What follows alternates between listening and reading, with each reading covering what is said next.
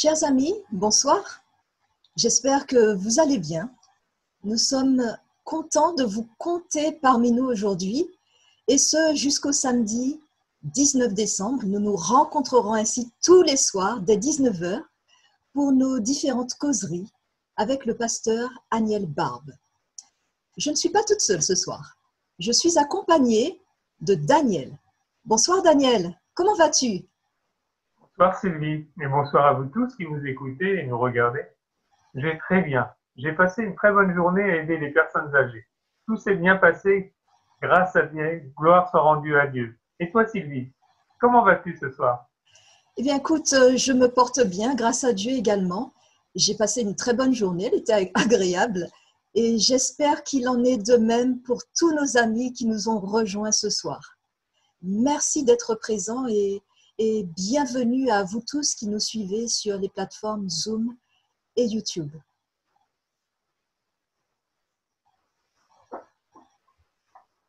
Nous allons maintenant vous inviter à chanter avec nous depuis chez vous le chant thème qui nous accompagne pendant toute la semaine, ce chant « Je me réjouis dans le nom du Seigneur ». Je vous invite à chanter depuis chez vous. Vous devez peut-être commencer à connaître les paroles. Eh bien, c'est à vous maintenant de chanter avec nous.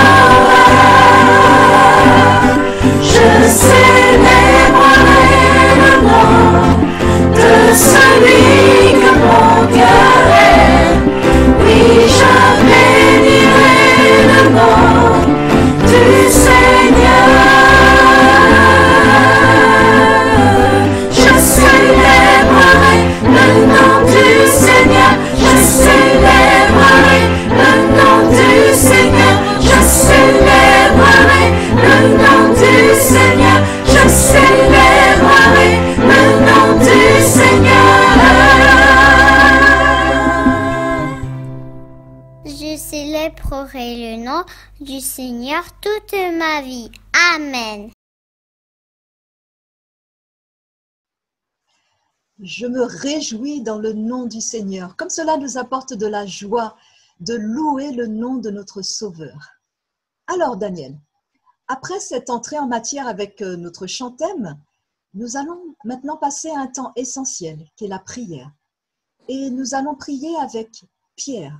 Et je vous invite, de là où vous êtes, à incliner la tête pour la prière. Prions. Ô Dieu notre Père, Créateur des cieux et de la terre, nous reconnaissons, Seigneur, ta grandeur et ta miséricorde.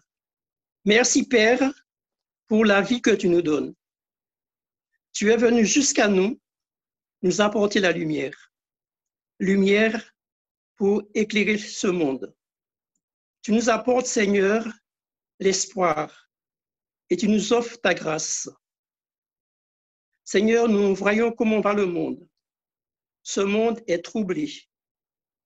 Nous avons besoin, Seigneur, de mieux te connaître, de mieux connaître ta personne. Tu as beaucoup de choses à nous révéler à travers ta parole de vérité. Rends-nous curieux des choses du ciel et mets en nous un grand désir de t'aimer. Nous avons le privilège ce soir d'écouter ta parole par ton serviteur. Merci Seigneur pour les projets de paix.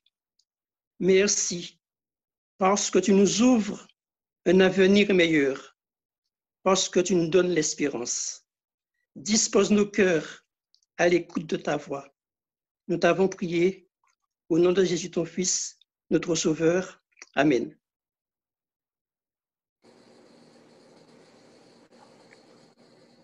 Nous allons maintenant écouter la lecture du passage biblique qui va amener la réflexion autour du message de ce soir.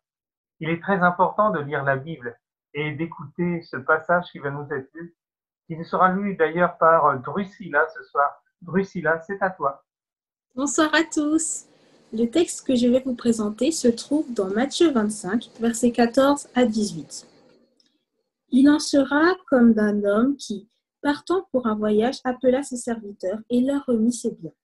Il donna 5 talents à l'un, 2 à l'autre et un au troisième, à chacun selon sa capacité, et il partit.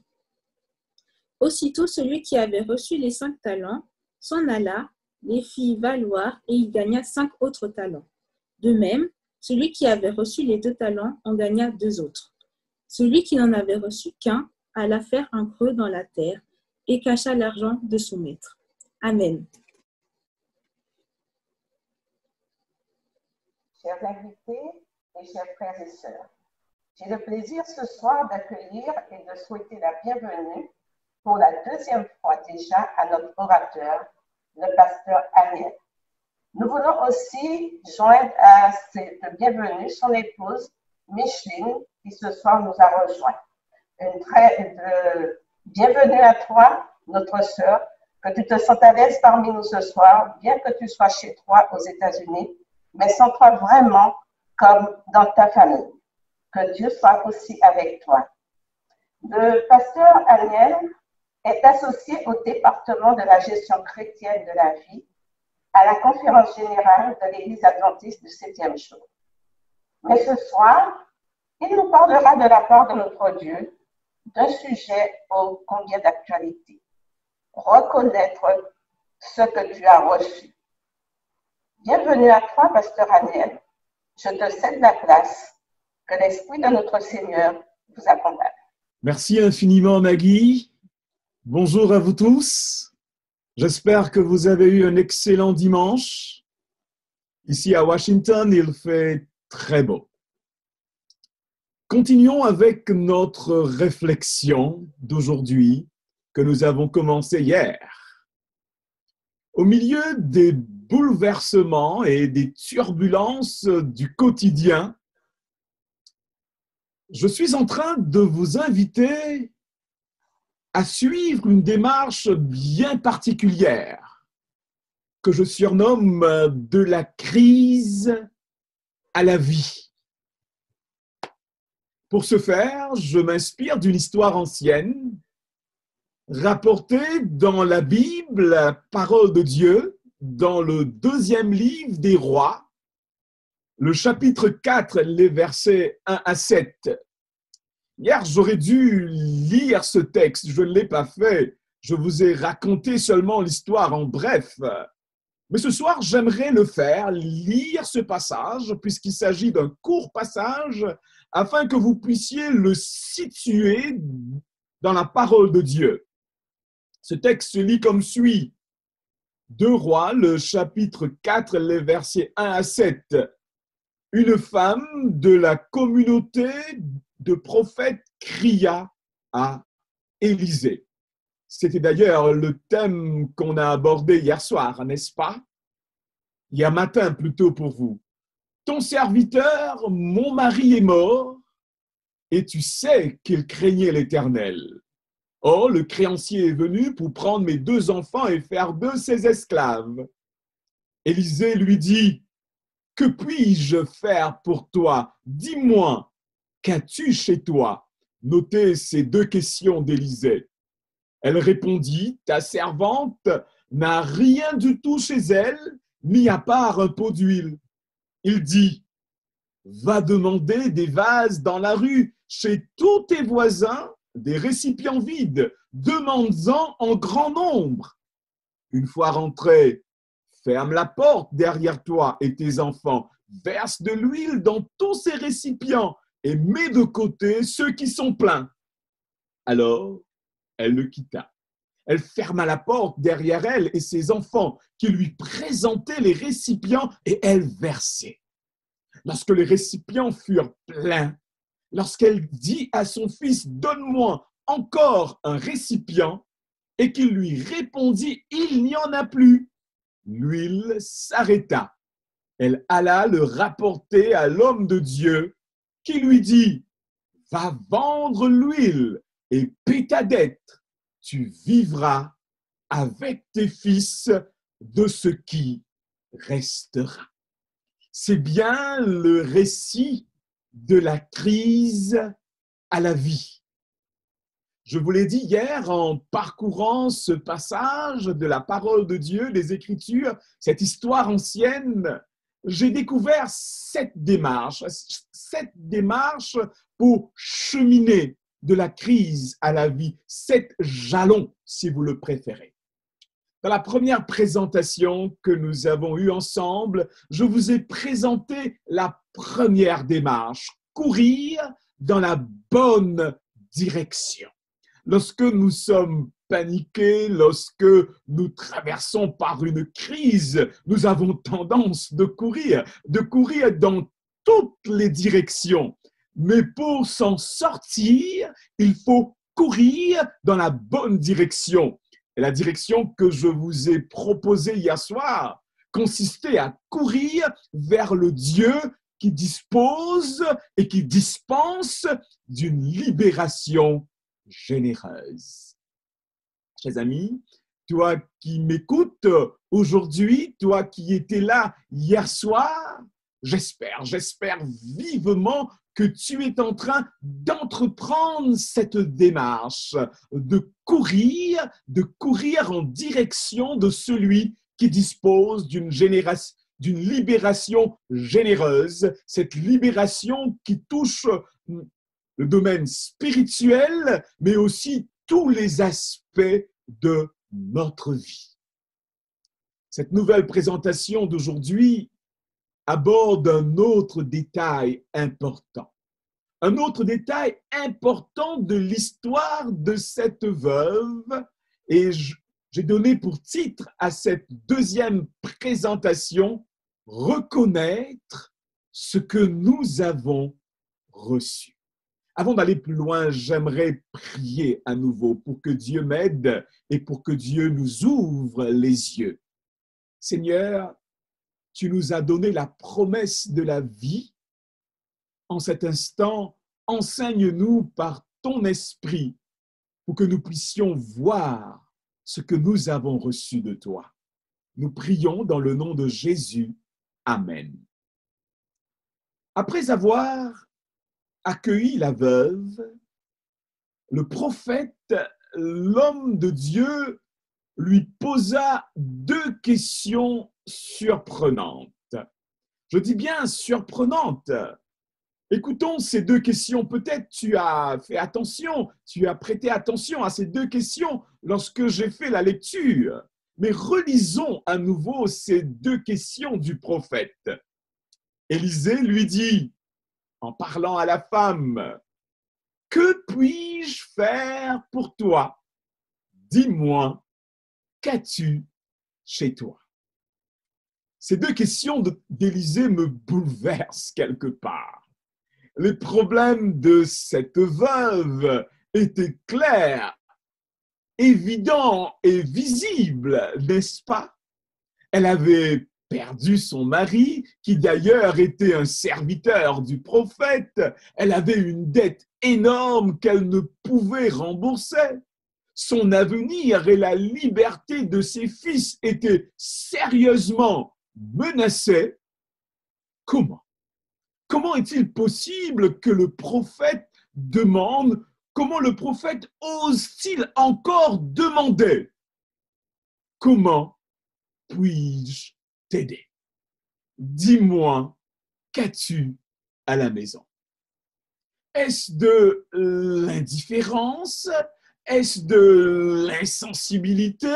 Ou le prophète n'a pas prêté attention à la demande de cette femme? Le prophète n'a pas prêté attention à la souffrance, à la peine de cette veuve? Je ne crois pas. Il semble plutôt que le prophète voulait que cette femme verbalise son problème. Chers amis, il est essentiel pour nous de mettre des mots sur nos mots, spécialement lorsque nous traversons par des moments difficile, de mettre des mots M-O-T-S sur nos mots M-A-U-X. Il est vrai, lorsque nous traversons par une crise, nous le ressentons, nous paniquons, mais souvent, il est difficile pour nous de définir clairement ce que nous sommes en train de vivre. Nous savons que les choses ne se passent pas bien, nous savons que nous ne sommes pas dans notre normal, mais en même temps, il y a une certaine confusion, il y a un certain nuage qui nous empêche de voir clair. Savez-vous que l'exercice de raconter, l'exercice d'écrire nos problèmes nous amène à nous sentir moins submergés par ce que nous vivons. Grâce à cette pratique qui consiste à raconter, qui consiste à écrire ce que nous ressentons, nous reprenons quelque part le contrôle de nos vies parce que nous savons maintenant ce qui nous arrive et nous avons une meilleure idée de ce qui pourrait être les conséquences et aussi quelles seraient les solutions possibles. Aussi simple que cela puisse paraître, j'aimerais vous proposer cette démarche. Prenez le temps d'écrire sur du papier ou sur votre ordinateur ou sur votre téléphone, d'écrire pour vous-même ou d'écrire pour échanger avec quelqu'un de confiance, d'écrire vos soucis ou le problème qui te dérange et qui te tracasse en ce moment. Et ces 3 questions pourraient t'aider dans cet exercice. Première question, quelles sont les causes? Quelle est la source de ce mal-être que je suis en train de vivre? Deuxième question, quelles seraient les conséquences de ce problème, de ce souci que je perçois en ce moment? Troisième question, quelles seraient les solutions possibles et éventuelles? Peut-être que tu me dis, mais je n'ai pas les bonnes réponses, je n'arrive pas à identifier clairement la source, les conséquences ou la solution. Ce n'est pas un problème. Cet exercice, l'objectif, ce n'est pas de trouver des réponses parfaites. Non, ce n'est pas cela l'objectif, la raison d'être de cet exercice, mais plutôt d'ouvrir nos yeux. Et vous allez voir que cet exercice il est libérateur. Il ouvre une fenêtre au milieu de la crise. Et c'est exactement cet exercice que le prophète est en train de proposer à cette femme. Lisons la suite pour confirmer cela. Nous ne connaissons pas la réponse que la femme a donnée à la première question. Que puis-je faire pour toi? Peut-être elle a répondu, peut-être qu'elle ne l'a pas répondu, mais nous n'avons pas la réponse. La réponse ne nous est pas rapportée dans la parole de Dieu. Mais la réponse à la deuxième question, qu'as-tu chez toi, est rapportée dans le texte. Écoutons ce que le texte nous dit. Nous lisons le verset 2, la deuxième partie. Suivez, s'il vous plaît, suivez, si c'est possible, soulignez le texte. 2 Rois, le chapitre 4, le verset 2, la deuxième partie. Elle répondit. Écoutez la réponse de cette femme. Je la vois avec une voix tremblante en train de dire « Ta servante n'a rien du tout chez elle. » Voilà la réponse de cette femme. Je m'arrête là parce que cette première partie de la réponse de la femme nous révèle l'état d'esprit de cette femme. Alors qu'elle vit ses pertes en succession, alors qu'elle vit cette accumulation de problèmes, cette femme est en train de révéler son état d'esprit au prophète et elle est en train de dire mon état d'esprit se résume par cette expression « rien du tout ». J'ai rien du tout. Ces paroles de la veuve exprimaient son désespoir. Dans ma maison, il n'y a rien. Elle se sentait impuissante et sans ressources face à ces défis qui la submergeaient. C'est possible que toi aussi, tu es en train de vivre et de connaître ce même sentiment. C'est possible que tu connais quelqu'un qui est habité par ce même état d'esprit, rien du tout. Mais il semblerait que le prophète lui ait demandé de creuser davantage. Et là, les mots ne sont pas rapportés, mais c'est ce que je me permets de voir dans ce texte. Le prophète est en train de lui dire, peut-être par des mots ou tout simplement par un regard, « Es-tu sûr que tu n'as absolument rien à la maison ?» Timidement, la femme va rajouter ces mots. Mis à part un petit pot d'huile. Mis à part un petit flacon contenant de l'huile d'onction. Voilà ce que la femme va finir par reconnaître. Voilà ce que la femme va finir par réaliser. C'est vrai, la crise est terrible. C'est vrai que la crise semble lui avoir tout pris. Mais il lui restait quelque chose, mis à part un petit pot d'huile. L'objectif du prophète était d'ouvrir les yeux de la femme sur ce qu'elle possédait réellement. Chers amis, toi qui m'écoutes, toi qui est entouré de personnes qui souffrent en ce moment, j'aimerais te dire ceci.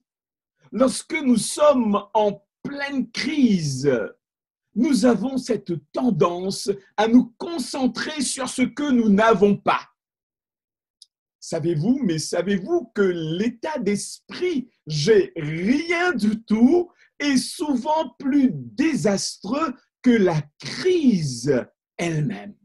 Et malheureusement, cet état d'esprit « j'ai rien du tout » est si commun parmi les personnes qui traversent par des problèmes, par des soucis et par les défis de la vie. Permettez-moi d'illustrer cet état d'esprit au travers d'une histoire. C'est une histoire inventée. Ne me demandez pas où est-ce que j'ai trouvé cette histoire, mais certainement vous pouvez la lire dans beaucoup d'endroits. C'est l'histoire de deux grenouilles qui se sont retrouvées par le pur des hasards dans un seau profond de lait. La première grenouille était confuse de sa situation et elle se plaignait de cette injustice et qu'elle n'avait aucun moyen de sortir de ce seau profond et qu'elle allait certainement, sûrement y mourir. Après un certain temps, c'est ce qui arriva à notre première grenouille. Elle mourut là dans ce bac de lait. L'autre grenouille avait un état d'esprit différent face à la même situation. Je suis une grenouille. Je ne peux pas mourir dans un seau de lait. Je sais nager. Et c'est ce que je vais faire. Et c'est ce qu'elle fit. Elle a nagé en cercle. Elle a nagé en cercle de plus en plus vite. Et quelque chose d'inattendu s'est produit. Le lait devenait de plus en plus épais, de plus en plus dur. À un moment donné, notre grenouille avait une surface solide d'où elle sauta hors du seau. Situation identique, situation anormale, situation de crise, mais attitude différente face à la crise d'aujourd'hui.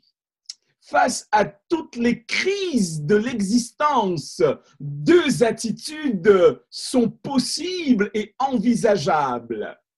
J'ai rien du tout ou je dispose de certaines ressources. Quelle est ton attitude face à la crise? Le prophète est en train d'enseigner à cette femme. Si tu veux sortir de la crise, si tu veux avoir une fenêtre ouverte sur ta crise, sur ton problème, réalise que tu as quelque chose. Chers amis, savez-vous que la Bible, la parole de Dieu, nous parle des moyens et des ressources que Dieu a mis à la disposition de ses enfants. Les ressources que Dieu a mis à la disposition de ses serviteurs. Lisons un autre passage de la Bible. Dans l'évangile de Matthieu, le chapitre 5, les versets 14 à 15, c'est un extrait d'une parabole de Jésus, d'une histoire que Jésus a racontée pour enseigner une leçon. Et ce texte se lit comme suit. Ce sera en effet pareil au cas d'un homme qui, partant pour un voyage, appela ses serviteurs et leur remit ses biens. Il donna 5 sacs d'argent à l'un, 2 à l'autre et 1 au troisième, à chacun selon sa capacité, puis il partit aussitôt. Dans cette histoire, l'homme qui part en voyage, c'est Jésus. Jésus qui est venu vivre ici-bas un fait établi par l'histoire. Ensuite, Jésus est parti et Jésus nous a fait la promesse de revenir. Et là, ce passage nous parle de l'entretemps entre la première venue et la deuxième venue de Jésus. Et ce texte est en train de nous dire, Jésus a remis quelque chose entre les mains de ses serviteurs. Jésus a remis quelque chose entre les mains de ses enfants. Il ne les a pas laissés les mains vides. Mais voilà, celui qui a reçu un sac d'argent, il était tenté de penser qu'il n'avait pas reçu grand-chose. Mais savez-vous que ce sac d'argent, à l'époque, équivalait à 20 années de salaire d'un ouvrier de son temps? Dieu, ce Père miséricordieux, ce Dieu rempli de compassion, a remis des ressources d'une grande valeur entre les mains de ses enfants, entre les mains de ses serviteurs. Et là, j'ai envie de vous dire ceci. N'ayons pas seulement une application spirituelle de ce texte. Ce ne sont pas seulement des ressources, des bénédictions spirituelles que Dieu a remis entre nos mains, mais des ressources qui nous aideraient à vivre dans tous les aspects, dans toutes les dimensions de notre vie. Permettez-moi de vous dire ceci. Ta main, elle n'est pas vide, alors même que tu vis la crise que tu es en train de vivre aujourd'hui. Mais voilà, il est courant. Il est trop courant, j'ai envie de le dire ainsi. Il est trop courant pour nous d'évaluer ce que nous avons en comparant à ce que d'autres ont reçu. Et nous arrivons à deux conclusions destructrices. La première conclusion, quand je n'ai pas la même quantité que d'autres, je conclus que je n'ai pas. Est-ce que cela vous est déjà arrivé? Ou quand je n'ai pas la même chose que les autres, je conclus que je n'ai rien. Mais ces deux conclusions sont absolument erronées et fausses, chers amis. C'est ce que j'appelle le syndrome de la poche vide, malheureusement aujourd'hui. Il y a trop de gens, alors même qu'ils sont en train de souffrir de la crise, des problèmes de l'existence, ils sont en train de souffrir davantage parce qu'ils perçoivent qu'ils n'ont rien. Ils perçoivent qu'ils n'ont absolument rien pour faire face à la crise, alors que la Bible est claire. Nous avons reçu quelque chose. J'aimerais vous raconter une autre histoire qui se trouve dans la Bible. Un jour, un jeune homme du nom de Gédéon, il faisait face à une crise terrible pour son temps. L'invasion de son pays par une coalition puissante, et cela conduisait la population à se cacher dans les montagnes, causant la famine dans tout le pays. Gédéon, pendant longtemps, il a cru qu'il ne pouvait pas faire grand-chose. Pendant longtemps, Gédéon croyait qu'il ne disposait de rien face à la crise. Nous lisons dans le livre des Juges, le chapitre 6, c'est une belle histoire, je vous invite à la lire. Juges, le chapitre 6, le verset 15, ce texte qui nous dit ceci, Gédéon lui dit, « Ah mon Seigneur, avec quoi délivrai-je Israël? Mon clan est le plus faible de Manassé et je suis le plus petit dans la famille de mon père. » Vous entendez ces paroles de Gédéon? Vous entendez cette plainte, ces complaintes de Gédéon? Je n'ai rien. Je suis le plus petit, ma famille est la plus insignifiante et nous ne sommes pas grand-chose. Chers amis, tant que Gédéon pensait qu'il n'avait pas les ressources pour faire face à la crise, Gédéon restait caché dans un pressoir à raisin. Mais le jour qu'il a réalisé, le jour qu'il a accepté que Dieu lui ouvre les yeux sur ce qu'il avait, Gédéon est devenu un héros en Israël. C'est la tragédie. C'est la tragédie que beaucoup vivent aujourd'hui. De croire que nos défis, de croire que face à nos problèmes, nos poches sont vides.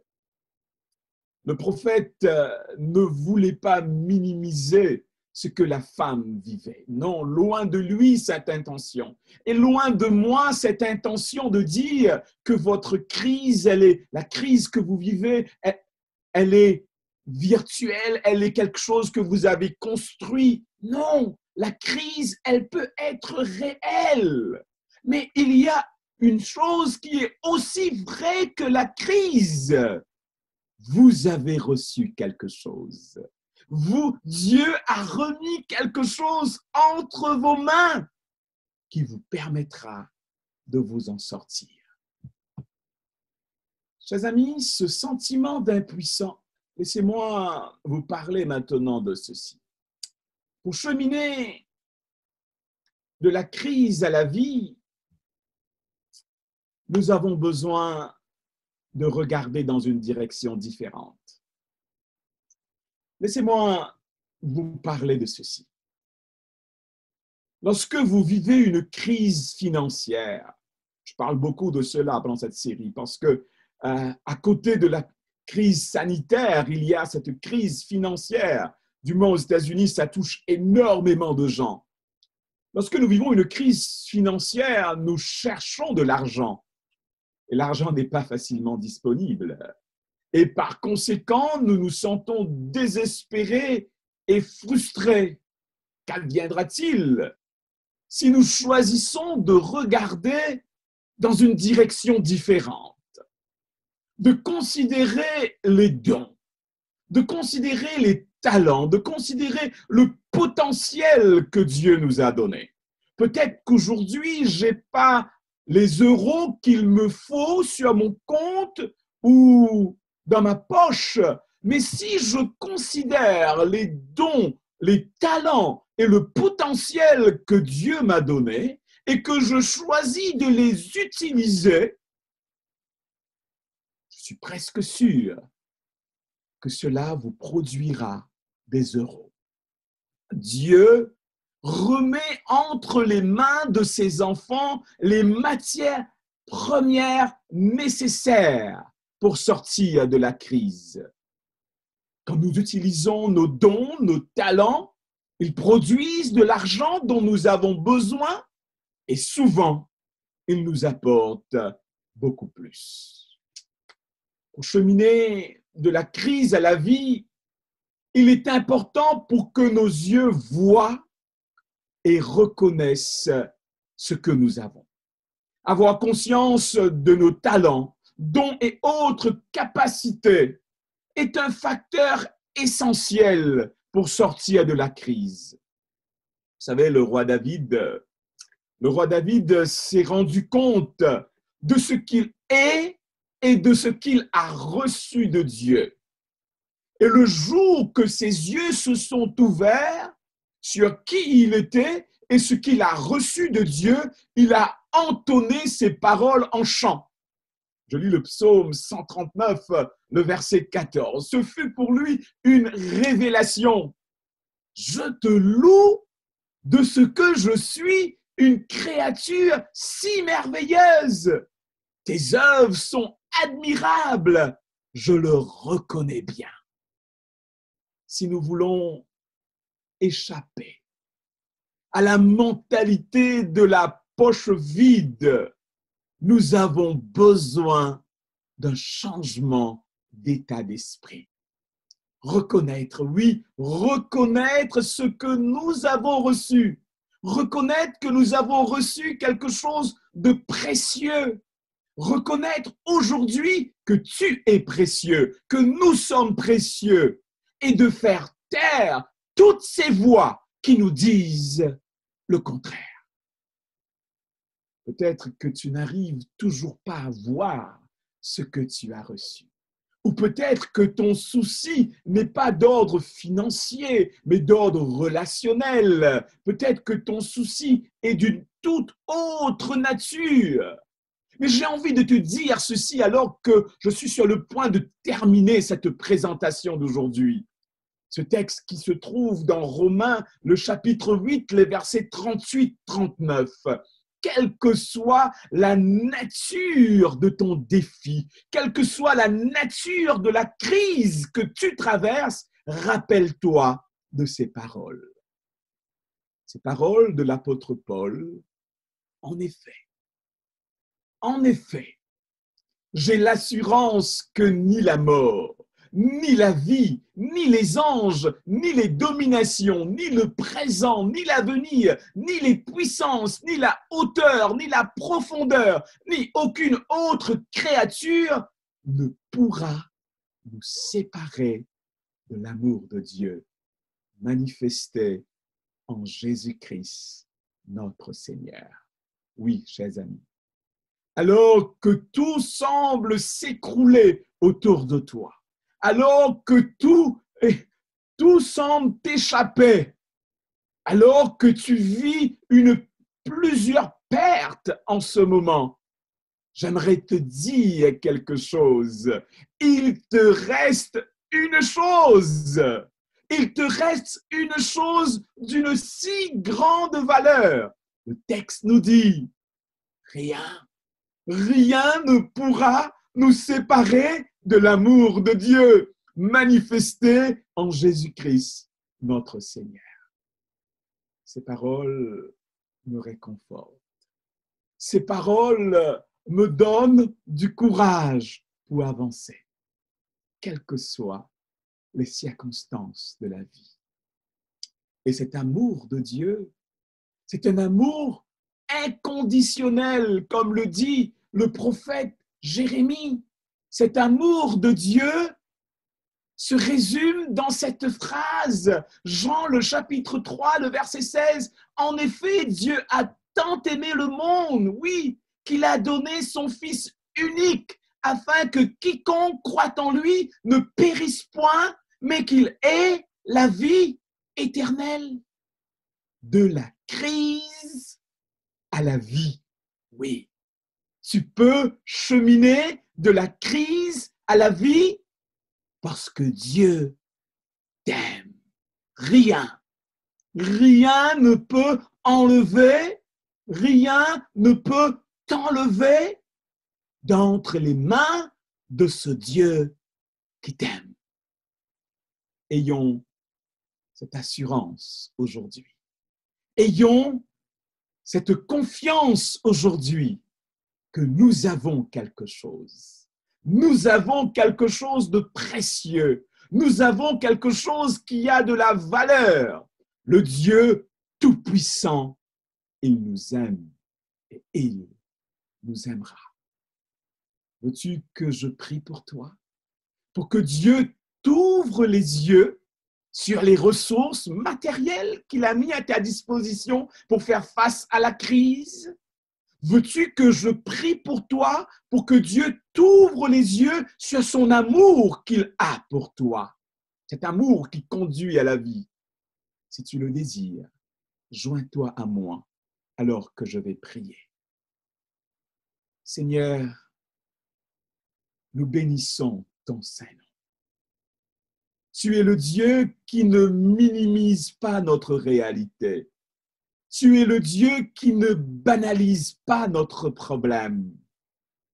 Mais tu es aussi le Dieu qui veut nous ouvrir les yeux pour nous dire « Tes poches ne sont pas vides. J'ai mis entre les mains les ressources qu'il faut pour t'en sortir. » Ouvre mes yeux, Seigneur.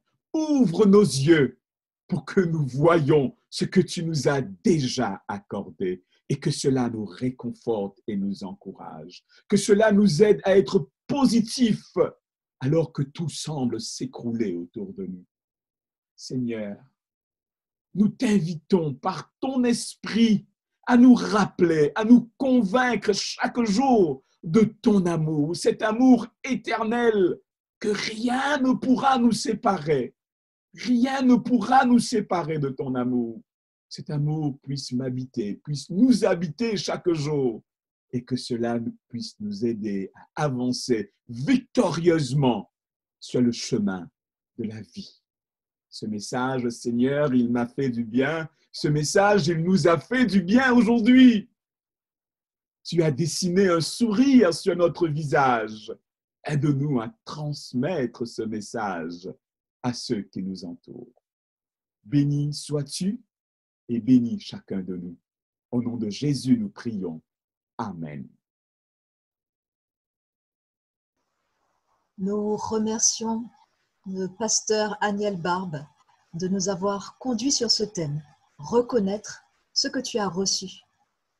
On a vu que Jésus ne nous a pas laissé les mains vides, mais il nous a donné des ressources de grande valeur pour vivre pleinement, parce que rien ne pourra nous séparer de l'amour de Dieu manifesté en Jésus-Christ notre Seigneur. Merci encore, Pasteur Aniel, pour ce message qui nous fortifie. Quel merveilleux moment nous avons passé ce soir, Sylvie. Nous sommes enrichis spirituellement. Et justement, si vous vous posez des questions, vous qui avez écouté ce message merveilleux que nous a apporté le pasteur Aniel Barr, eh bien, si vous vous posez des questions, si vous avez besoin que l'on prie pour vous, pour vos proches, ou si vous avez besoin que nous vous rappelions, nous vous invitons à nous envoyer un mail à l'adresse suivante que vous voyez devant vous, jésus.espérance2020@gmail.com. Je répète, jésus.espérance2020@gmail.com. Et le pasteur Samuel sera heureux de vous répondre, heureux de vous aider dans vos démarches, heureux de vous aider dans vos questionnements que vous avez. Et nous pourrons marcher avec vous. Dieu marchera avec vous. Jésus marchera avec vous. Oui, n'hésitez pas à entrer en contact avec nous et nous attendons de vos nouvelles avec impatience. Demain soir, nous aborderons toujours avec notre pasteur Aniel le thème suivant, utilisez vos opportunités. Alors faites passer le mot et revenez encore plus nombreux demain, 19h. Il ne nous reste plus qu'à vous remercier de votre présence ce soir, de la chaleur de votre présence. Nous vous remercions tous et Sylvie, je te souhaite de passer une excellente soirée. Excellente soirée à toi aussi, Daniel. Et également à vous tous qui nous avez suivis sur Zoom et sur YouTube. Nous avons été nombreux ce soir sur les deux plateformes. Et je vous dis à demain. À demain.